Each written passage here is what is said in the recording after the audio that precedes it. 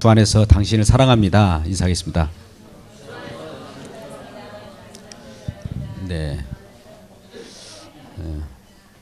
십자가로 당신을 봅니다. 인사하겠습니다. 십자가로 당신을 봅니다. 오늘 말씀은 왜 복지를 하냐고요? 라고 하는 질문입니다. 제가 여러분께 묻겠습니다. 여러분은 왜 복지를 하지요? 라고 할 때 왜 복지를 하냐고요? 라고 하는 제목입니다. 오늘 말씀 우리 초대교회 때 우리는 초대교회, 초대 말 그대로 교회가 이제 시작되었다는 겁니다. 성령을 받고 오순절날이 이미 이르렀을 때 강하고 바람 같은 그 표적의 역사가 일어납니다. 우리에게 성령을 주셔서 오순절날 그 예루살렘 모였던 순례객들과 또 예수님의 제자들이 기도함으로 성령을 받게 되죠. 그럴 때 성령 충만함을 받았을 때 표적과 기사가 많이 일어났습니다.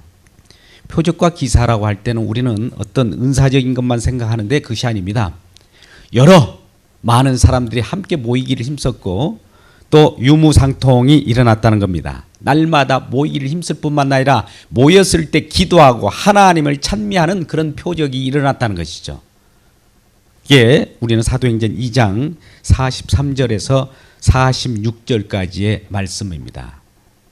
그런지 한번 살펴보도록 하죠. 사도행전 2장 43절부터 함께 읽겠습니다. 시작.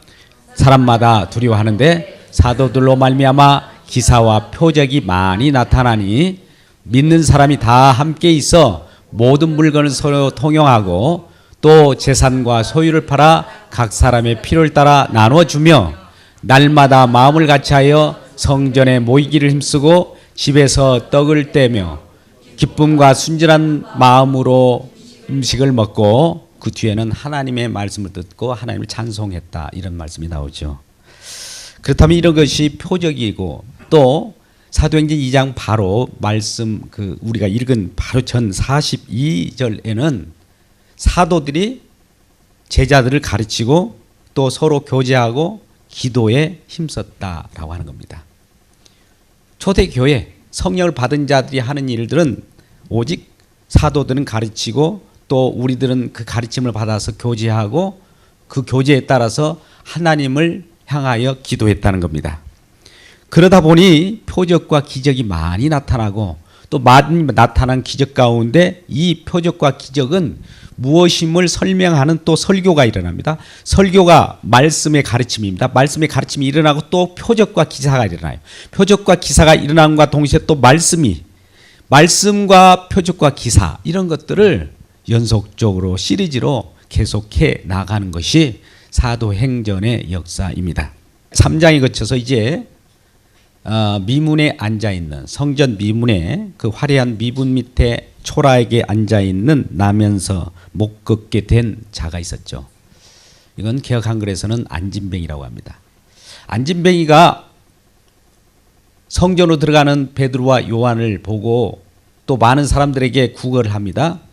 그는 무엇을 얻을까 하여 그들을 바라보고 있었던 것이죠. 성전으로 들어가는 자들에게 무엇인가 손을 내밀어서 도와달라고, 구제해달라고, 나를 살려달라고 그렇게 요구하는 자가 있었습니다.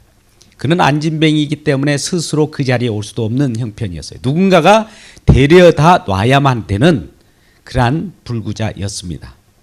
그는 이러한 신체적인 불구자일 뿐만 아니라 정신적으로도 날마다 피폐해 있고 누군가 손가락, 누군가 지적질 하는 것에 따라서 그는 짓눌림을 당하는 그런 부분이었었죠.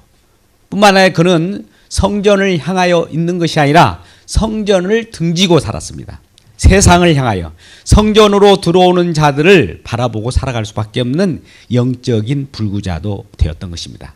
그런데 이러한 불구자가 성전으로 들어오는 많은 사람들에게서 무엇을 얻을까 이렇게 주목하면서 오는데 마침 베드로와 요한이 들어오는 거예요.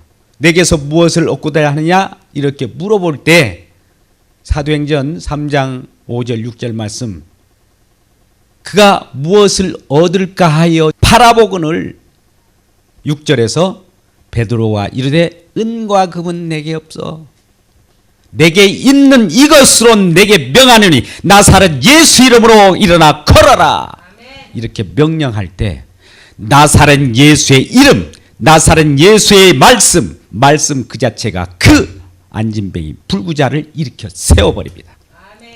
여기서 우리는 이 베드로와 요한이 손을 잡고 그를 일으켰지만 사실은 베드로와 요한에게 임하신 성령께서 예수 그리스도의 이름으로 그를 일으켜요. 이 표적이 일어납니다. 그가 이제 앉아있던 자가 일어서게 되고 발목에 힘을 얻고 또 성전으로 들어가게 됩니다. 성전에서 하나님을 찬미합니다. 하나님께서 하신 일을 증거합니다. 많은 사람들이 그가 왜 저렇게 되었을까? 언제 불구자가 갑자기 치료를 받아서 하나님 앞에 영광을 돌리고 있는 그 모습을 보고 찬미하고 많은 수요가 그 성전에 모이게 되었던 것입니다. 그런데 한편 그런 모습을 시기하고 주 예수 이름으로 명하는 주 예수 이름으로 가르친 것을 그치라고 하는 무리가 있었으니 그들이 바로 가장 하나님 말씀을 쥐고 있고 하나님 말씀이 선택됐다고 자부하는 유대인이었던 것입니다. 그들은 이러한 예수의 이름으로 말하지도 말고 예수 이름으로 가르치지도 말라고 하는 그러한 핍박을 제자들에게 가했던 것입니다. 그럼에도 불구하고 하나님 말씀은 누군가의 핍박하면 핍박할수록 점점 흥황하게 되어서 많은 제자들이 많아지게 되었다. 오늘 1절 말씀은 이와 같이 시작했습니다. 그때의 제자가 더 많아졌는데 제자들, 예수 믿고 예수를 따르는 무리들이 많아지게 된 거예요. 그들이 이와 같이 많아졌을 때 어떤 일이 벌어지냐? 여러분, 교회에도 한때는 많은 사람들이 기적이 일어나고 여러 가지 하나님의 역사가 일어날 때 많은 사람들이 무리들이 막 모이게 돼요. 그런데 그 가운데 어떤 일이 벌어질까요? 그 가운데서도 분쟁이 일어납니다. 그게 바로 헬라파 유대인들이 자기의 과부들이 매일 구제에 빠짐으로 히브리파 사람을 원망했다. 헬라파 사람, 헬라파 유대인, 이들은 지금 예수를 믿고 있는 사람들이에요. 예수 믿고 있는 유대인들인데 헬라파와 히브리파가 있어요. 히브리파는 본래부터 그 하나님께 말씀을 쥐고 살았던 사람들이고 헬라파는 로마, 헬라 문화를 경유해서 들어온 그 예수 믿는 자들입니다. 한마디로 말하면 히브리파 유대인들은 율법을 쥐고 있었고 헬라파는 조금 마음이 열려 있는 그런 무리들이에요. 한마디로 유대인들인데 많은 이방들 나라의 포로로 잡혀갔고 그런 압제를 당했던 무리들입니다. 그래서 이곳저곳에서 흩어져 살았기 때문에 디아스포라라고 하죠. 나그네처럼 살아갔던 사람입니다. 고아와 같이 살아갔던 사람입니다. 그러한 디아스포라 유대인, 본래 그 지역에 멀리 떨어져 있던 유대인들을 헬라파 유대인이고 예루살렘 가까이 살았던 자들이 히브리파 유대인이었어요. 근데 그들의 과부들이 있는 거예요. 고아가 있는 거예요. 왜 그러냐면 그 시대는 우리 지형 조건이 대한민국 같지 않습니다. 사막이 있고요. 때에 따른 떼약볕이 장렬할 때 모래, 바람 이런 것 때문에 눈병이 많아요. 그러다 보니까 맹인들도 많이, 시각장애인도 많이 발생하고요. 너무 많은 그러한 장애인들이 나타나는 그런 것들이 있습니다.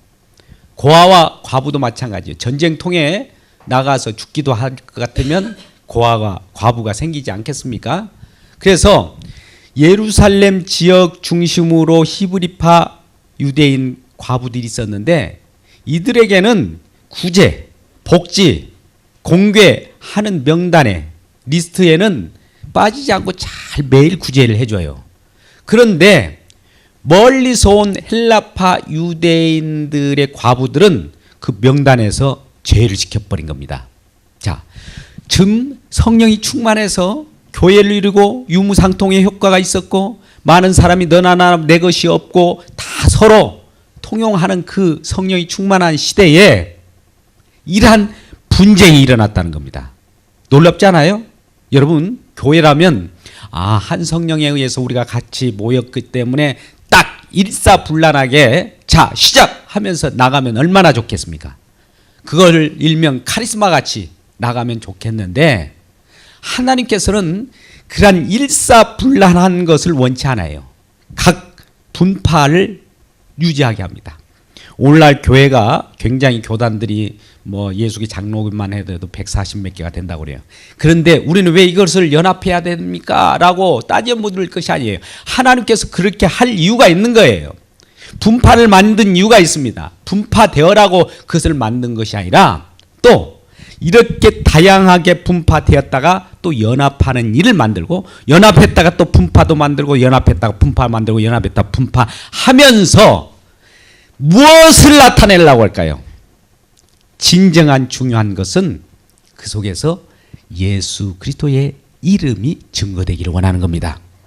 예수는 그리스도라고 하는 것을 증거하기 위하여 우리가 여러 가지 가정이 있으나 교회에서나 서로 지지고 볶고 그런 일이 벌어진단 말입니다. 여러분, 우리는 예수를 증거할 때는 선하게도 증거하지만 다툼에 있어서도 증거되는 일은 그리스도예요. 우리의 일상사 모든 것은 예수 그리스도를 위하여 존재한다 이 말입니다.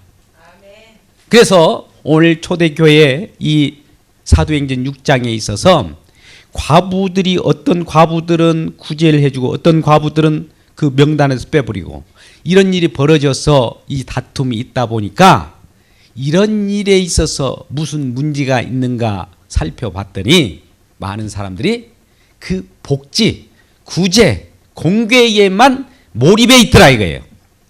그 본질을 알지 못하고 표상적인 것에 빠져 있더라 이 말입니다. 오늘날도 마찬가지예요. 구제도 하나의 하나님께서 표적이라고 주어진 겁니다. 우리에게 주어진 은사도 마찬가지예요. 하나의 표적이에요. 그 은사는 은사 자체를 쫓아버리면 은사주의해야 돼요. 은사주의가 된단 말입니다. 이것이 잘못된 거예요. 복지도 마찬가지입니다. 복지주의로 가버리면 안 돼요. 복지를 통하여 하나님께서 나타나시고자 하는 것이 무엇인가, 이것이 중요하다는 것이지 복지 그 자체를 쫓으면 안 된단 말입니다. 복지를 통하여 하나님께서 하시고자 하는 일이 있어요. 그래서 복지도 표적이요, 은사도 표적이에요. 기사예요. 그래서 기사를, 표적을 볼 때 우리는 그 표적 자체를 보지 말고 표적이 가르치는 것을 바라봐야 된다 이 말입니다. 아멘. 여러분, 표적이라 하면 제가 이 손으로 무엇을 가르칩니다? 자, 달을 가리켰다고 볼까요? 달을 가리키는 이 표적이라고 그래요. 이 기사라고 그래요. 기적이라고 합니다. 이 기적 자체가 중요한 것이 아니라 이 기적이 보여주는 그 본질적 가르치는 그 자체를 봐야 이게 사는 것이에요. 그런데 우리는 가르치는 이 화살표에 머물러 버려요. 가르치는 이 복지에 머물러 버려요. 가르치는 이 은사에 머물러 버려요. 이것이 더 중요하고 이것이 더 안전하다고 생각하기 때문에. 그러나 이거에 머물지 않고 더 나은 것을 나아가라고 하는 거예요. 오늘 나아가는 일이 벌어집니다. 이 복지 문제 가지고 분쟁이 발발했고 갈등이 생겼을 때 어떻게 해결했는지 한번 살펴보도록 하죠. 여러분 한번 보십시오. 이 해결책이 어디에 나옵니까? 자, 사도행전 6장 2, 3, 4절 말씀을 함께 읽겠습니다. 2, 3, 4절 시작. 열수 사도가 모든 제자를 불러 이르되 우리가 하나님의 말씀을 제쳐놓고 절대를 일삼는 것이 마땅하지 아니하니 형제들아 너희 가운데서 성령과 지혜가 충만하여 칭찬받는 사람 7을 택하라. 우리가 이 일을 그들에게 맡기고 우리는 오로지 기도하는 일과 말씀 사이에게 힘쓰리라 하니. 자, 보십시오.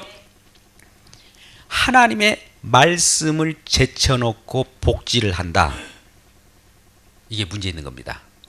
자, 그러면 하나님의 말씀을 쥐고 있고 하나님 말씀에 대해서 언급이 없는 어떤 기관이나 어떤 단체에서 복지를 한다는 것은 어불성설인 거예요. 자, 복지를 하는 목적은 하나님 말씀이 들어있는 복지가 진정한 복지예요. 이 말씀이 빠져버리고 그 복지만 한다면 문제가 돼요. 자, 오늘날도 동일하게 은사를 한번 생각해 보자고요. 귀신을 쫓아내고 병을 고친다 이 말입니다. 병을 고치고 귀신을 쫓아내는 그것만 하면 그 속에 말씀이 없으면 그거는 은사주의요 또 귀신론자들입니다. 그래서 문제가 생기는 거예요. 이단이에요. 사입이에요. 그래서 우리 복지도 마찬가지예요. 복지주의, 은사주의 이런 주의로 갈 때는 이것이 문제가 되는 것이에요. 본래 그 속에는 말씀이 빠져버렸기 때문에. 그래서 말씀이 빠져버린 상태에서 복지하고 구제하고 공개를 한다든지 이런 일은 있어서도 안 됩니다. 언제나 우리는 복지를 할 때 예수 그리스도의 이름으로 이걸 합니다.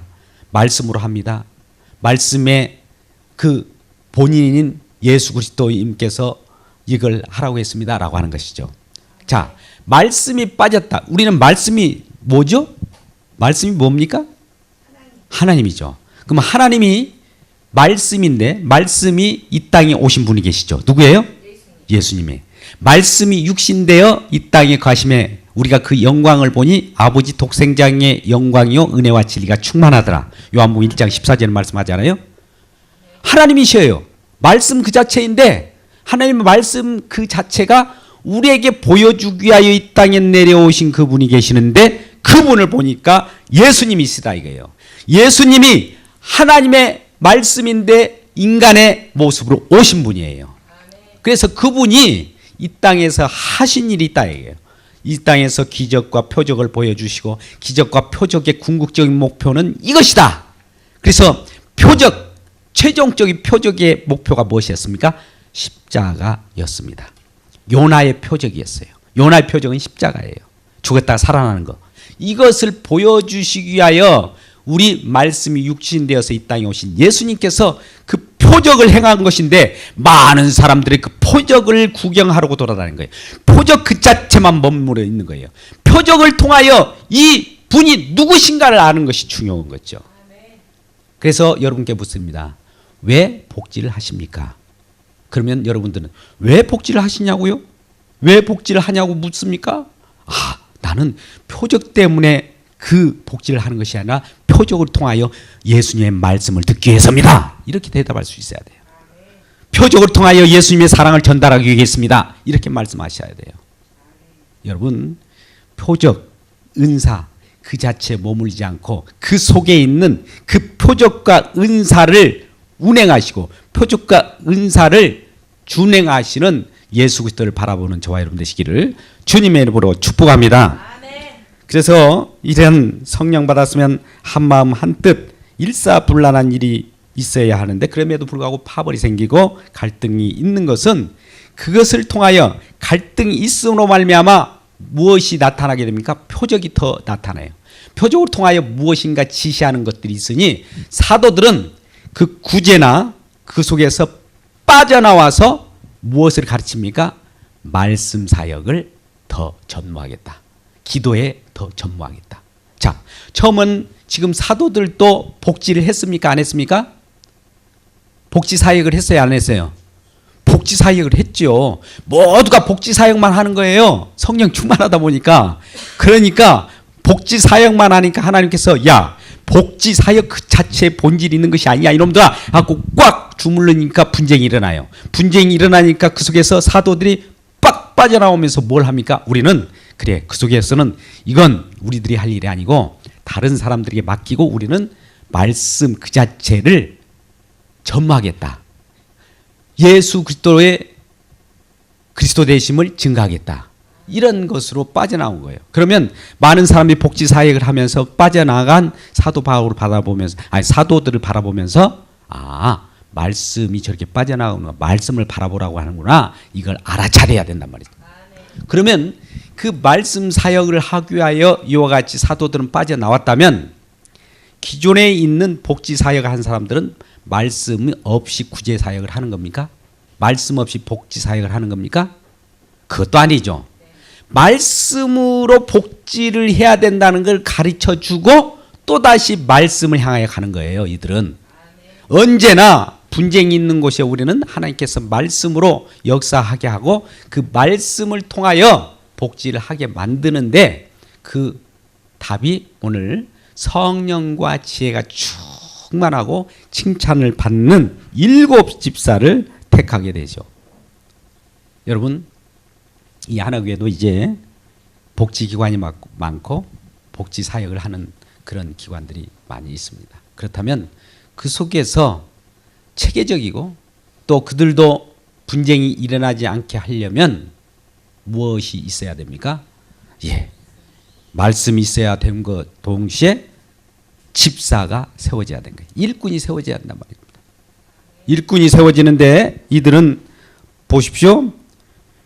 일꾼이 3절에 형제들아 너희 가운데서 성령과 지혜가 충만하여 칭찬받는 사람.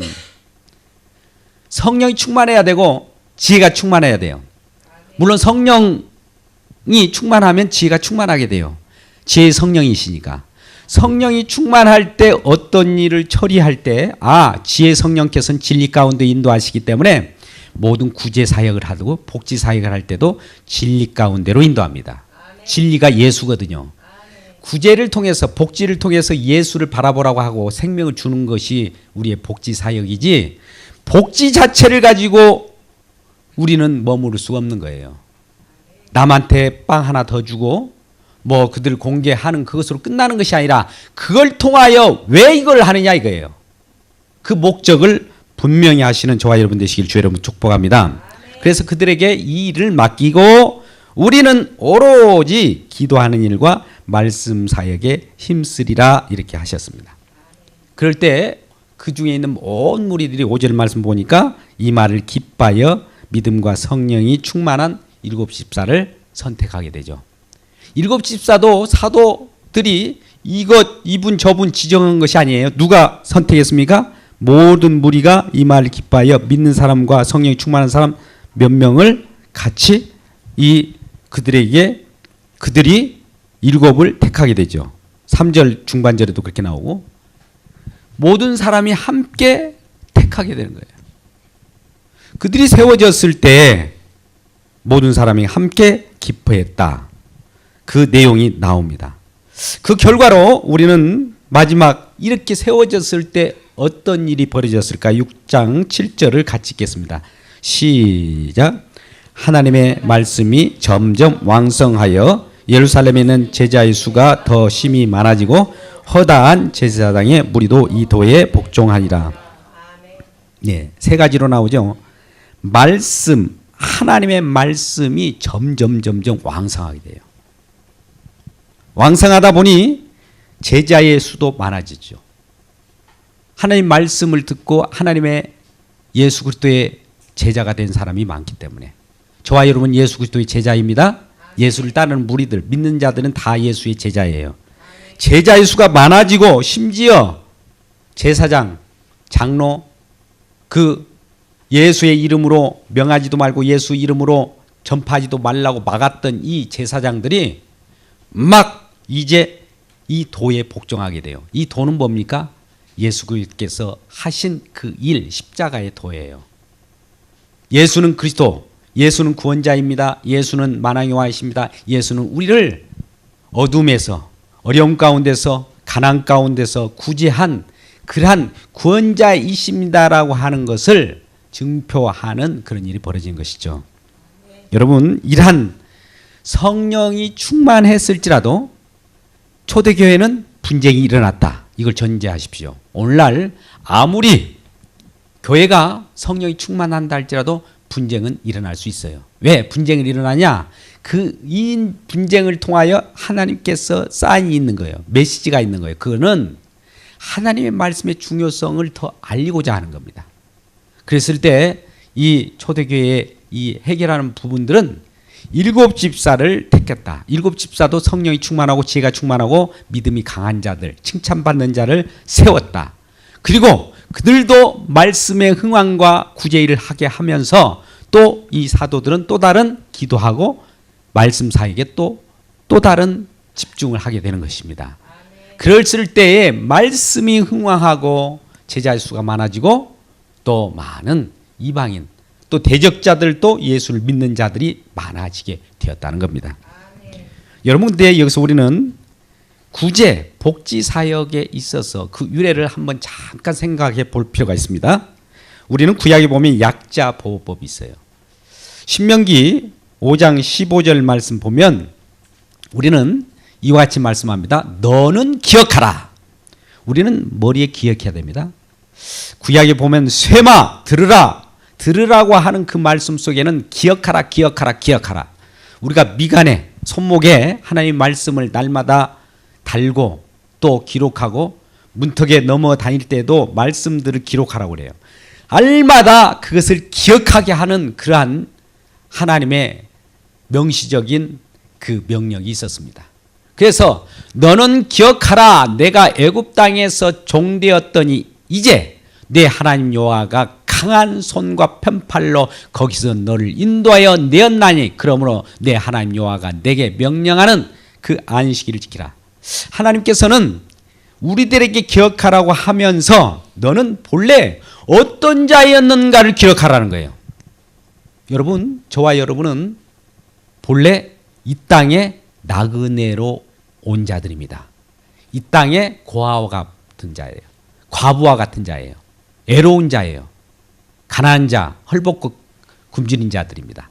그런 자로 이 땅에 와서 정말 목이 마르고 세상에 여러 욕심을 가지고 내 배를 채워분들 채워지지도 않는 거예요.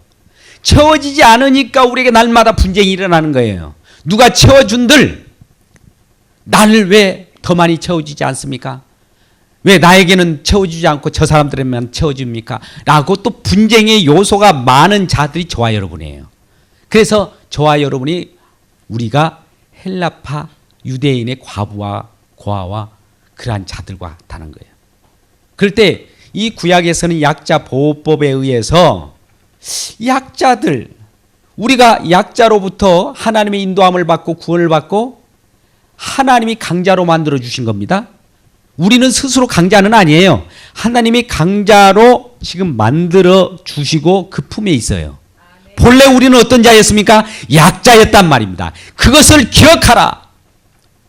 너 소실적 기억하라. 올챙이 시절을 기억하라.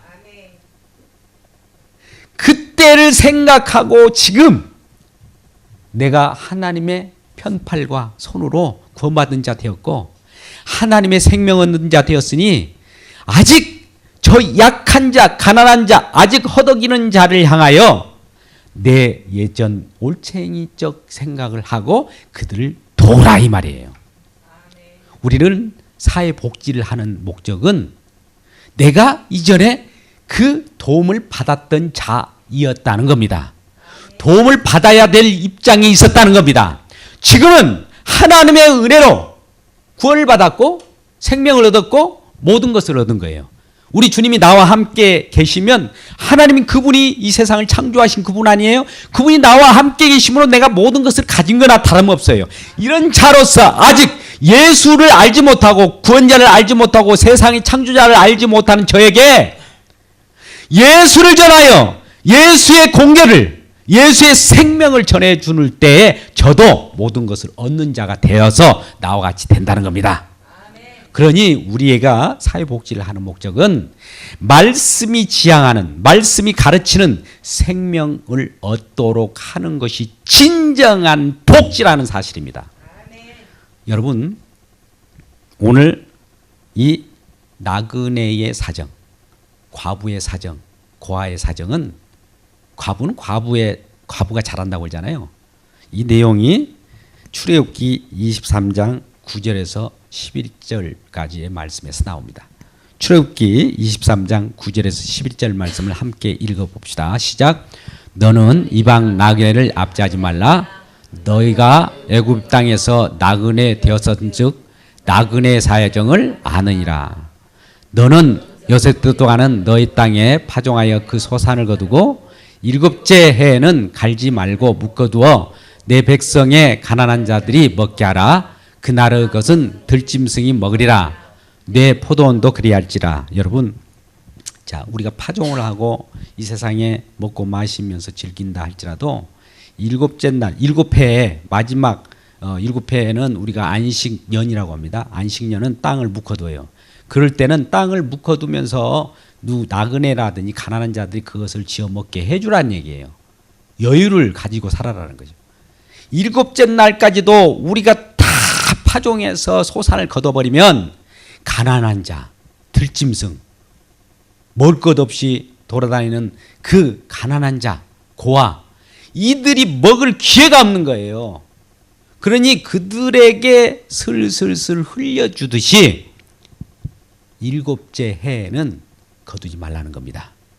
여러분, 우리가 아무리 세상 속에서 돈을 벌고 유익을 가진다 할지라도 그 하나, 일곱 중에 하나 정도는 나그네를 위하여, 가난을 위하여 공개하시길 주의 이름으로 축복합니다. 그게 바로 우리가 그러한 가난한 자에서요, 날마다 쉬지 않고 일해서 우리 배를 채우려고 했던 그런 욕심 있는 자였는데, 내가 그것 세상적인 그 배불름에 배부른 것이 아니고 생명을 얻어버렸으니 이 세상에 배부르지 않아도 하나님으로 배부르다 이거예요. 말씀으로 배부르다 이거예요. 그러니 이러한 배부름에 의해서 남을 도울 수 있고 남에게 긍휼을 베풀 수 있는 자가 되어버렸다는 겁니다. 그래서 우리는 이 세상의 모든 것을 우리가 하면서 살아갈지라도 이러한 긍휼의 마음, 사랑의 마음을 갖고 사시길 주의 이름으로 축복합니다. 마지막 우리는 고린도전서 13장 3절 말씀. 여러분, 13장은 사랑의 장입니다. 그곳에 보면 이런 말씀이 있어요. 같이 읽어볼까요? 내가 내게 있는 모든 것으로 구제하고 또 내 몸을 불사르게 내어줄지라도 사랑이 없으면 내게 아무 유익이 없느니라. 할렐루야. 자, 이 내가 내게 모든 것을 가지고 내 소유를 가지고 구제를 하고 내 몸을 불사르게 내어주는 이 복지를 한다 할지라도 그 속에 무엇이 없으면 꽝이라고요? 무엇이 없으면 사랑이 없으면. 자, 우리는 복지를 할 때 사랑의 마음을 담아서 그 복지를 해야 됩니다. 사람들이 보기 때문에 복지를 하는 것이 아니라 복지를 하는 목적은 그 복지 속에다가 사랑을 넣어서 전할 때 진정한 복지라는 거예요. 그러지 않으면 아무 유익이 없다는 것이죠. 복지하는 그 목적, 복지하는 이유의 그 타당함은 그 속에 사랑을 넣어야 되는 거예요. 자, 여러분, 말씀의 종교를 합니다. 하나님께서는 말씀이셔요. 말씀이 없는, 말씀이 빠진 복지는 옳지 않습니다. 마땅치 않아요. 근데 말씀이 육신이 되어 이 땅에 오신 분이 예수 그리스도예요. 예수 그리스도는 십자가에서 그 사랑을 보여주셨어요. 결과적으로 말씀은 예수님인데 예수님은 사랑의 그 대명사예요. 그러니까 사랑을 전하기 위하여 복지를 한다 이 말입니다. 그 사랑은 무엇이냐? 내가 사랑을 받았으므로, 사랑을 받았다는 것은 하나님께 사랑을 받았으니까 내가 생명을 얻는 거 아니겠어요? 우리가 너무나 잘 아는 말씀 요한복음 3장 16절, 하나님이 세상을 이처럼 사랑하사 독생자를 주셨으니 이는 그를 믿는 자마다 멸망치 않고 영생을 얻게 하려 하심이라. 생명을 얻게 하기 위하여 하나님께서 우리를 사랑하듯이 우리도 다른 사람이 생명을 얻을 수 있도록 그 사랑을 전달하는 도구가 복지라 이 말입니다. 복지 그 자체가 목적이 아니라 사랑을 전하기 위하여 복지를 하는 저와 여러분 되시기를 주님의 이름으로 축복합니다.